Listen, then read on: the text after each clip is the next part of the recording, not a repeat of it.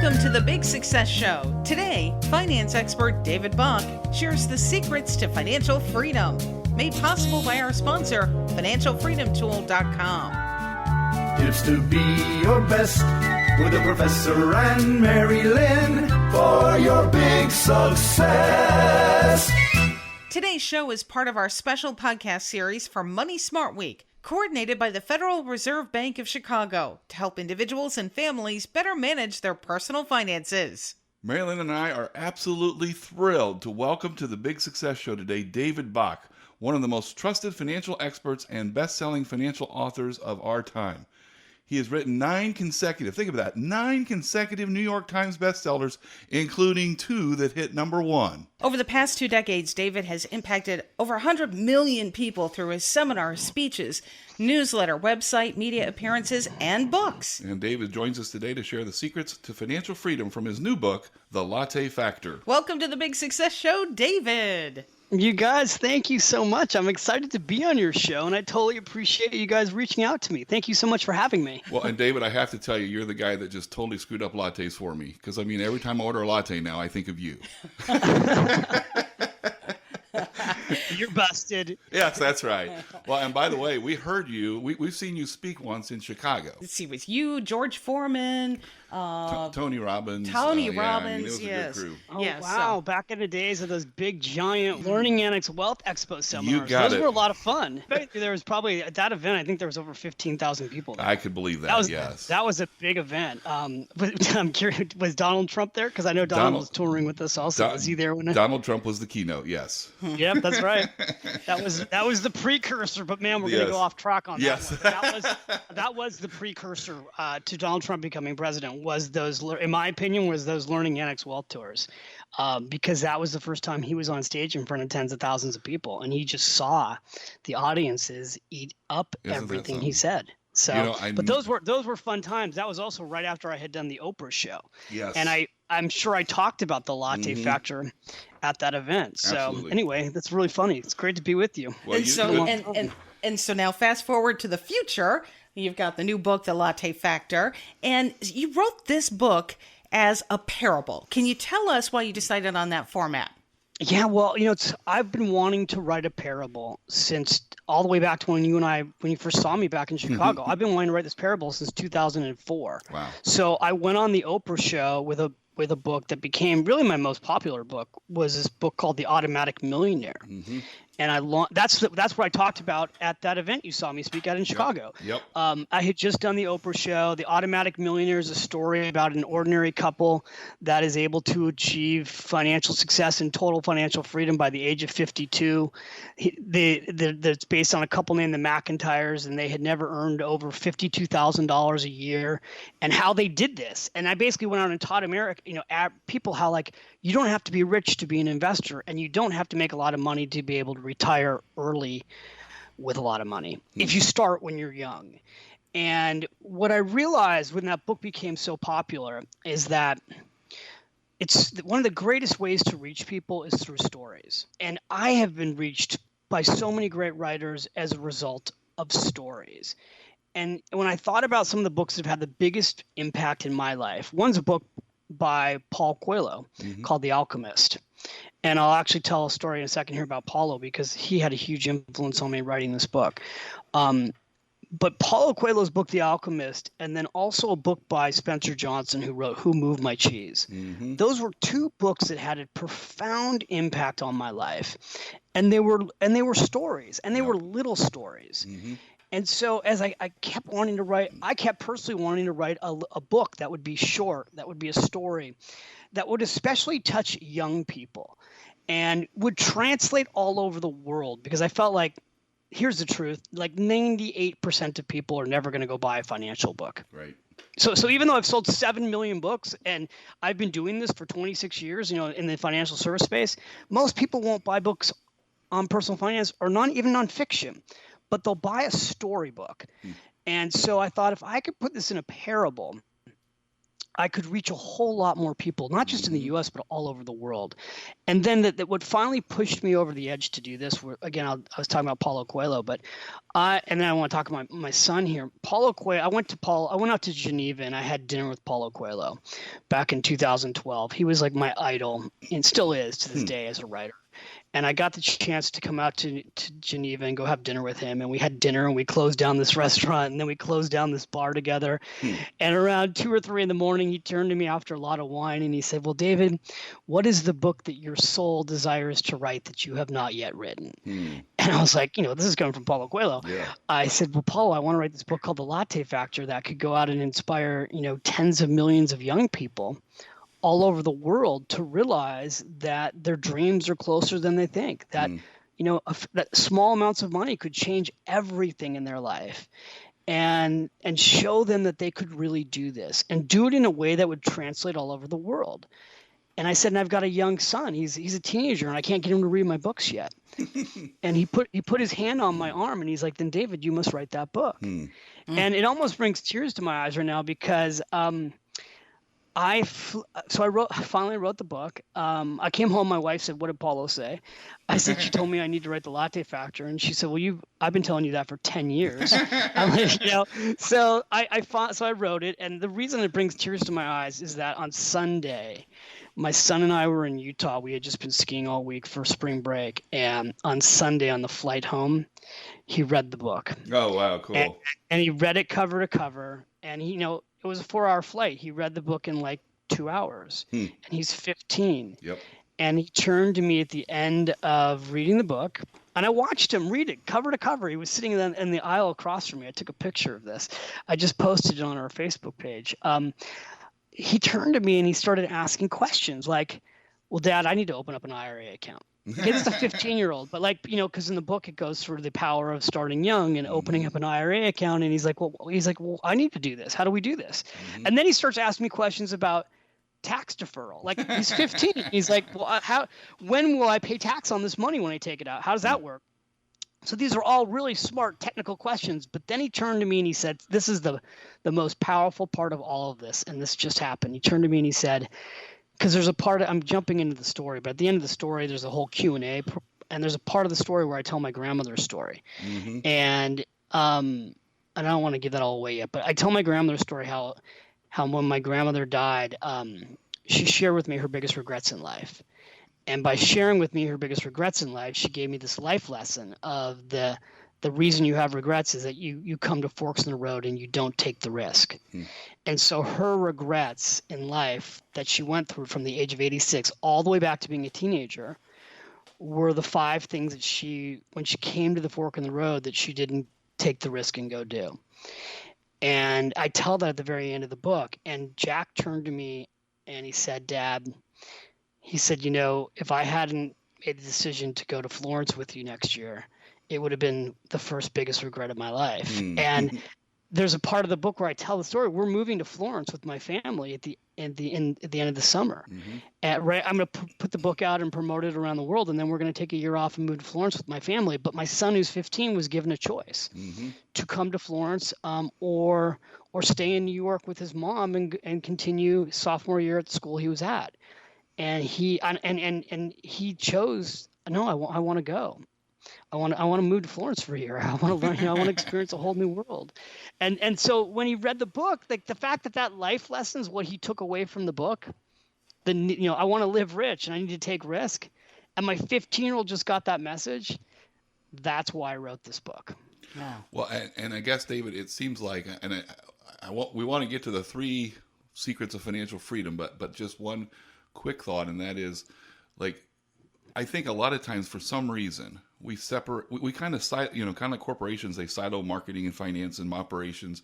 We kind of tend to in our lives, I think, sometimes silo money from everything as if it's a separate part of things. In reality, it's all part of life, and we need to think about it that way. And that's what you're pointing out in the book.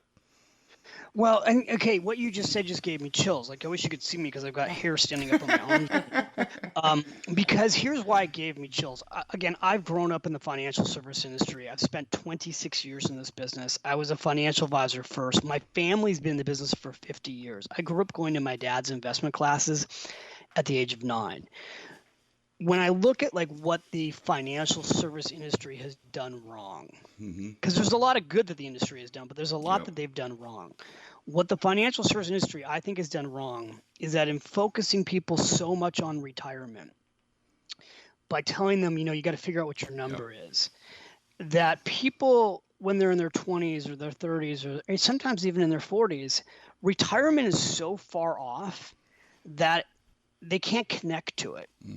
And so they lose exactly what you just said. We lose touch with, why am I putting this money away? Like, how is it going to even help me? Like, who knows if I'll be alive in 20 or 30 or 40 years? And so what I've been focusing on is teaching people, like, money is not just going into retirement accounts. It should be going into a dream account, right? Like, you need to be clear on what it means for you today to live a rich life. It's actually not about finishing rich. It's about living rich.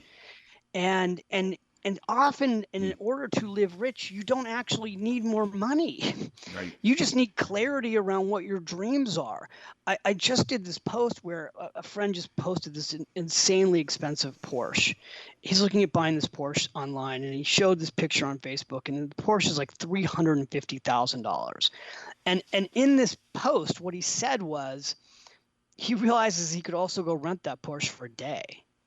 And, is he going to really be that much happier if he buys that car? Right. And that's money that he then can't do with other things, right? And And I just shared with him, like, we're going through the exact opposite experience. I'm 52 and I'm selling everything. As we get ready to go to Florence, Italy, I'm getting rid of everything. And the craziest thing is as we just sold our home, we had a big apartment in Manhattan, and we temporarily moved into a smaller apartment. And I had to go from like 5 closets to 1 little closet.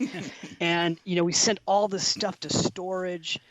And I literally was in bed last night laughing because I was thinking to myself, we sent so much stuff to storage for when we come back for Florence. And if you asked me to make a list right now of what's in storage, I could not tell you. And it's like the realization of, like, nothing that we sent to storage do I ever need to see again. My closet, which has been cut down by 80%, I'm still only wearing a quarter of the closet. Is that a really big closet, David? I mean, it's just fascinating to me. And look, I'm guilty of being somebody who's acquired stuff over his lifetime, but it's just ironic as I get older, and like this desire to live rich. Living rich is actually about experiences. And what I'm trying to teach people with the Latte Factor is that small amounts of money, when you start to save and invest them, it can free you to live your richest life. That's why the subtitle of this book is Why You Don't Have to Be Rich to Live Rich. And what's interesting is that you say the Latte Factor was never about coffee. Oh, I know we haven't even explained what the Latte Factor is. Yeah, but, what the heck is it about then? The Latte Factor came about because I was teaching a class years ago where a young woman named Kim said to me, she can't afford to save any money. And she was sipping a latte at the time. And so we started like running the math for her on at the time it was a blackboard. And I literally took the math and I started showing her what she was spending at Starbucks and what she was spending at Jamba Juice.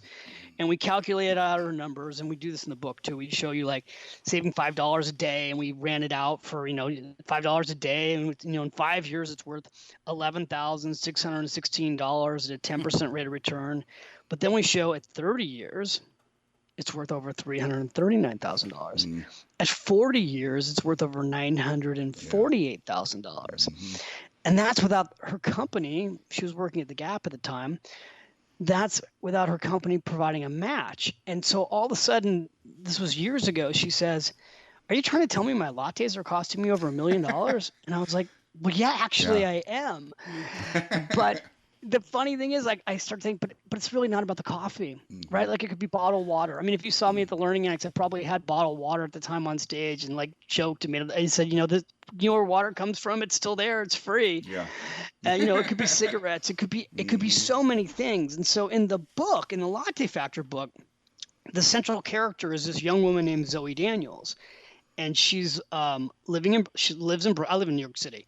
I literally right now, if you could see out my window, I'm not even probably 75 yards from the Freedom Tower. Oh wow, where cool. Where the book is based. So Zoe Daniels is your your classic millennial. She's 26 years old. She lives in Brooklyn. She works at the Freedom Tower, which I'm looking at right now, literally staring at it. And she works in publishing, and she works for a travel magazine.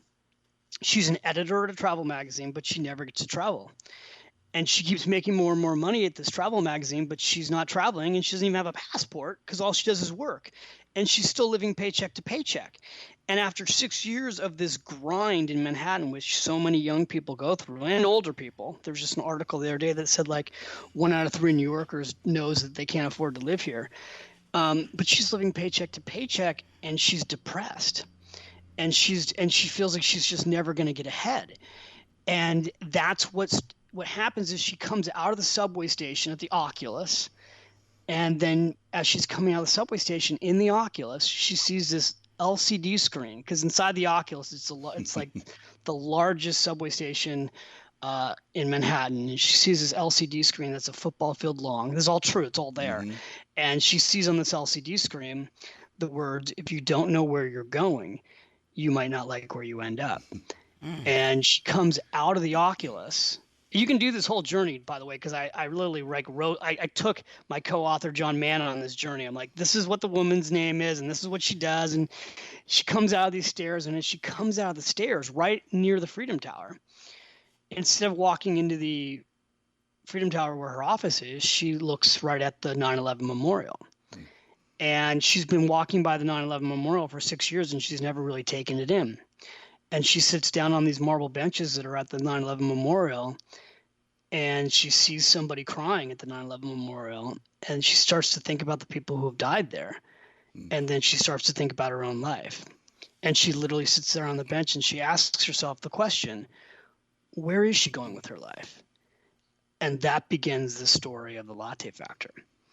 And that's the message of this book, is to wake you up to, where are you going with your life? Because most of us often, no matter how good our life is, there's often somewhere new we want to go, right? Doesn't matter how good your life is. There's probably some, if you're a normal human being that's the least bit growth centered, you want to go somewhere else you haven't been. And I don't just mean like physically, I mean like spiritually and mentally. And so, you don't have to always be struggling to want to be somewhere else. And this book takes people of all ages on that journey of self-discovery. Like, what is it that you really want? Coming up, you'll learn David's 3 secrets to financial freedom. But first, a word from our sponsor, financialfreedomtool.com.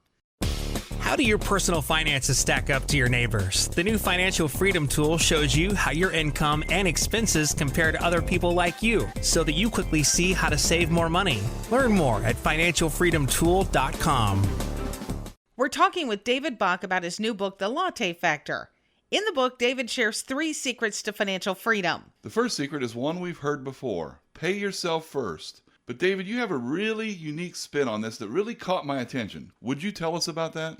Yeah, well, so just because people have heard of pay yourself first, but not everybody has. Let me just say what that Absolutely means. right. Whether you're an entrepreneur, freelance entrepreneur, solo entrepreneur, business owner, or an employee, you have to make a decision that the first person you're going to pay, that you're going to budget for, is you. Your income stream has to come to you first. And it's not what most people do. Most people actually pay themselves last. Now, the system has been set up like that intentionally, right? Like taxes are taken out of your paycheck first. And they get theirs. So they get there. So like if you're an employee, you go to work at 9, your taxes are taken out for state, for federal, for Social Security. You actually don't really start to earn money until about 11:30 or 12 o'clock. And then you go to lunch and you come back, and then you start to pay for your housing costs, right? Like your mortgage or your rent, because you need a place to live. And then you have things like healthcare insurance and your car and food and maybe debt. And then ideally, everybody's always like, well, you need a budget. And then if you got anything left over, you'll save some money for yourself. And what I tell people is that just won't work. We know how ordinary people in America have built wealth, not those who inherited it, but those who've actually built it themselves. They've done it by paying themselves first automatically over their lifetime for decades. And what I teach is, instead of thinking about percentages, Zoe Daniels in this book learns about the idea of time, because you trade your time for money when you go to work. So she learns that the time she needs to focus on is the first hour a day of her income. That if you save the first hour a day of your income, you'll be, and you're starting your 20s, you will be financially secure for life. And you'll be financially free by the time you're in your 50s, certainly your 60s. So she learns this formula of 1 hour a day of your income. Now, it happens to be that formula is backed up by research. Like the largest 401k provider in America is probably Fidelity. They have over 100,000 people who have become self-made millionaires in their 401k plans, and they've done it by saving a little over 1 hour a day of their income. They've saved 14% of their gross income. 1 hour a day of your income is actually 12.5% of your gross income. So that formula that she's taught is this way to look at her life, fight for her money, put herself first, and think about it in terms of time. And that idea of thinking about paying yourself first in terms of time can be a complete game changer. It's Absolutely. the thing that will mentally shift your mind to actually realize, like, I have to do this. I have to stop thinking about it, and I actually have to do it. Well, what I love about it is it makes it more tangible. I can visualize a 12.5%, or I'm sorry, I can visualize an hour of my day. I can't visualize 12.5% of my day. No, you're exactly right. And here's the amazing thing. The average American who saves, and remember, these are just the people who save because about half of America doesn't. The average American who saves is saving less than 15 minutes a day of their income. Wow. That's amazing. Wow. So, okay, Dave, you kind of hit on this already, David, but you say, and I'm not sure I've ever seen this in a personal finance book. You say, don't budget. That's secret number 2. Make it automatic. Well, just because, it's so funny too, because I did this on the Oprah show in Chicago. Like, don't budget because budgeting doesn't work. I remember Oprah saying to me, "Well, but everybody tells you to budget." I'm like, "I know, Oprah. They're all wrong, right?" Like, the reality is, if budgeting worked, everybody would be rich. People hate budgets. It's like going on a diet. If they go on a budget, they fall right off after 2 or 3 weeks. Budgets take time. They're super difficult to do in the real world. And most people are not wired to budget. And if you are wired to budget, chances are you'll fall in love with somebody who's not. And so that just leads to a lot of fighting. So what we know, we actually know, here's the thing. We know from research, from science, what works. And what works when it comes to money is automation. What works when it comes to saving money is that your money gets saved automatically. It happens to be the reason why the government takes the money from us automatically, is they figured out in the 40s that they couldn't run the government unless they took our money from us automatically. So they take all these things from us, state, federal tax, Social Security. They take it because they know if we had a budget for it, we would never be able to write these checks. Now, the government can't budget either, by the way. That's a whole nother issue. But we just know that what works is automation. You show me somebody who's saved money for college and doesn't have to get a student loan. It's because they started automatically saving money for their kids the moment their children were born. You show me somebody who's been able to buy their home and ultimately pay it off without and not have any debt. It's because they've automatically made extra payments on their mortgage every month. Automation is the key to any financial problem you've got, almost always. Automation is the key to fixing it. The more you can automate your financial life, the better off you are. All right.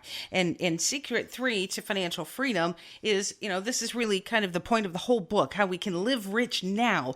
But you point out how there's a difference between money rich and life rich. Can you tell us a little bit about that?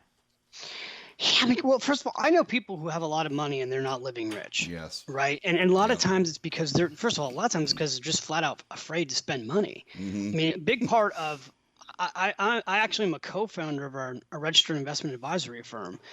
And that firm today has over $6 billion on its platform. And when we talk to our clients who are retired, we always say the single biggest reason you need a financial plan is to give yourself permission to spend money in retirement. Like we see lots of people in America who've done a great job of saving and they're afraid to spend any money. They're afraid they're going to run out. They don't actually realize that they can go have the best time of their life. So money is a tool to free you to live your best life. So that's one thing, knowing that having a financial plan can actually help you realize when you can afford to spend more money. But the other part of this is that most things in life that bring us real happiness and real peace and real success actually don't come down to money. So part of the Live Rich journey is realizing, like, your dreams may cost less than you think.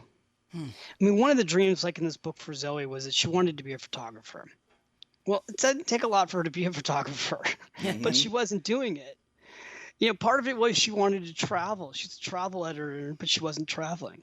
And so she even learns in the book how to take a break, like take a sabbatical, and convince her boss to let her take 6 weeks a year and go live abroad. And she turns that into part of her career.